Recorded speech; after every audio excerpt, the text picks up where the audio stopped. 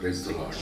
ప్రభువు రక్షకుడైనటువంటి యేసుక్రీస్తు శ్రేష్టమైన ఘనమైన నామములో అందరికీ మరొకసారి వందనాలు. గడిచిన రాత్రంతా ప్రభు మనల్ని మన కుటుంబాన్ని కాచి కాపాడి నూతన దినాన్ని ప్రభు మనకు అనుగ్రహించి ఉన్నారు. ప్రభువునికి మహిమ కలుగును గాక. ఈరోజు దేవుని వాగ్దానం కీర్తన గ్రంథము 45వ కీర్తన మొదటి చరణం. ఒక దివ్యమైన సంగతితో నా హృదయము బహుగా ఉప్పొంగుచున్నది. Praise the lord.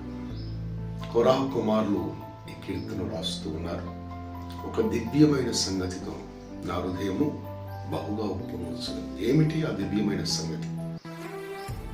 దేని గురించి వారి హృదయం ఉప్పొంగుచున్నది? ఆ దివ్యమైన సంగతి ఏమిటి అని మనం ఆలోచన చేస్తే అక్కడ అతను రాజును గురించిన వివాహమును గురించి వారు ఈ కీర్తన రాస్తూ ఉన్నారు. రాజు యొక్క మహోన్నతమైనటువంటి ప్రభావాన్ని వారు వర్ణిస్తూ ఉన్నారు. రాణి యొక్క సౌందర్యమును వారు వర్ణిస్తూ ఉన్నారు. వారి యొక్క తరతరములు రాజ్యము చేసేటువంటి ఆ రాజ్య స్థాపన గురించి వారు వర్ణిస్తూ ఉన్నారు. ఆత్మానుసారంగా మనం ఆలోచన చేస్తే ఈ యొక్క రాజు ప్రభువైన యేసుకు సూచనై ఉన్నారు. ప్రభువైన యేసు యొక్క రాజ్యము నిరంతరము నిలుచు రాజ్యమై ఉన్నది. ఈ పెండ్లి కుమార్తె సంఘమునకు సూచనై ఉన్నది. సంఘము అలంకరించబడి సంఘము విలువైనటువంటి వస్త్రములు సంఘమునకు ఇవ్వబడ్డాయి. విలువైన వస్త్రము ఏమిటి అంటే రక్షణ అనే వస్త్రం. రక్షణ అనే వస్త్రం. వారికి ఒక పరిమళమైనటువంటి వాసన ఇవ్వబడిందట పెళ్లి కుమార్తె. ఈ పరిమళమైన వాసన ఏమిటి అంటే మన సాక్ష్యం. Praise the lord. రాజు యథావిధిగా రాజే, ఆయన బలము కలిగిన వాడే, మహాకార్యములు చేయగలిగిన వాడే. ఇదిగో సంఘము అనేటువంటి పెళ్లి కుమార్తెకు ఆయన పరిమళమైనటువంటి తైలమునిస్తూ ఉన్నారు. ఆయన వస్త్రములు ఇస్తూ ఉన్నారు. వస్త్రములు రక్షణకు సూచన. దేవుడు మనకిచ్చిన రక్షణను మనము కాపాడుకునే వ్యక్తులుగా ఉండాలి. ఇదిగో ఒక పూట కూటి కొరకు తన యొక్క జ్యేష్ఠత్వాన్ని అమ్ముకున్నటువంటి ఏషావు లాంటి భ్రష్టులు ఎవరైనా ఉన్నారా అని మనం గమనించుకోవాలి. నీకు దేవుడిచ్చిన రక్షణను దేని నిమిత్తం కూడా నువ్వు అమ్ముకోకూడదు. ఆ ఇచ్చిన రక్షణను కాపాడుకోవాలి. కారణం ఏంటంటే మహా పెండ్లి విందు జరగబోతుంది. మహా పెండ్లి విందు జరగబోతుంది. సంఘము ఎత్తబడే దినము రాబోతుంది. మధ్యాకాశంలో గొప్ప విందు జరగబోతుంది. ప్రియ సహోదరి సహోదరుల, ఇదిగో సంఘము యొక్క పరిస్థితిని మనం ఆలోచన చేస్తే సంఘము పరిశుద్ధమైనదిగా, నిర్దోషమైనదిగా, నిష్కలంకమైనదిగా, కలంకము లేనిదిగా, ఉదకము ద్వారా కడగబడిన సంఘముగా సంఘము సిద్ధపడాలి. Praise the Lord. ఇక్కడ వారు చూస్తూ ఉంటే పెళ్లి కుమార్తె ఎంతో సౌందర్యంగా సిద్ధపడి ముందుకు వస్తుంది. అయితే ఈ కీర్తనకాడు రాస్తూ ఉన్నాడు, వారి తరతరములు కూడా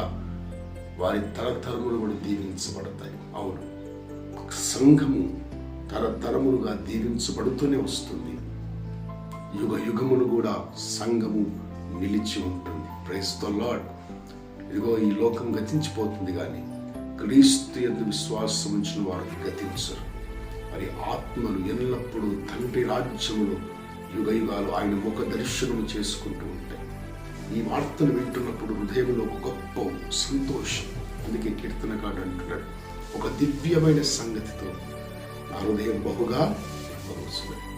ఈరోజు కూడా ఆ నిత్య రాజ్యములకు చేరేటువంటి వ్యక్తులుగా, ఆ మోక్ష భాగ్యాన్ని పొందుకునే వ్యక్తులుగా మన హృదయంలో కూడా అట్టి సంతోషమును ప్రభవిస్తూ ఉన్నారు.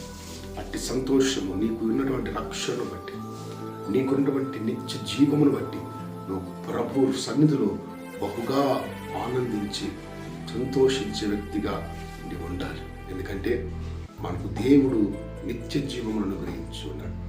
సంఘమైనటువంటి మనకు దేవుడు నిత్య జీవాన్ని అనుగ్రహించి ఉన్నారు. Praise the lord.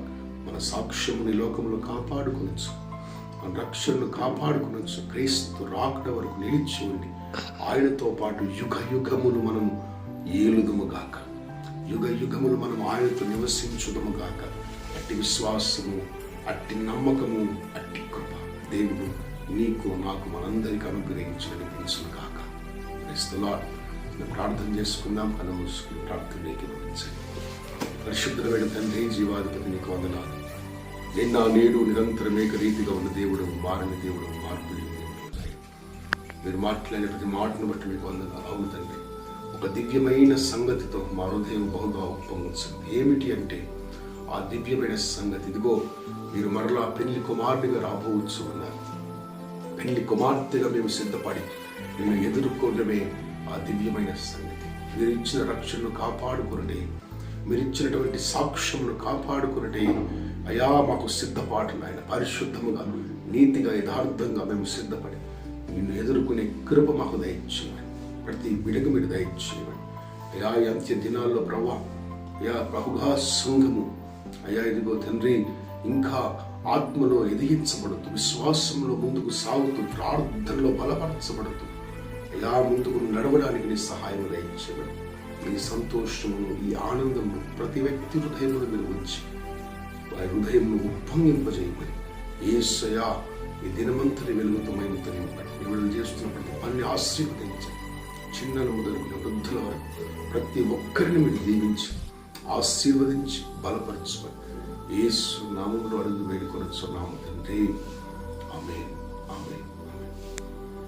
దేవుడు మిమ్మల్ని కుటుంబంలో నిండారుగా దీవించి ఆశీర్వదించుగాక.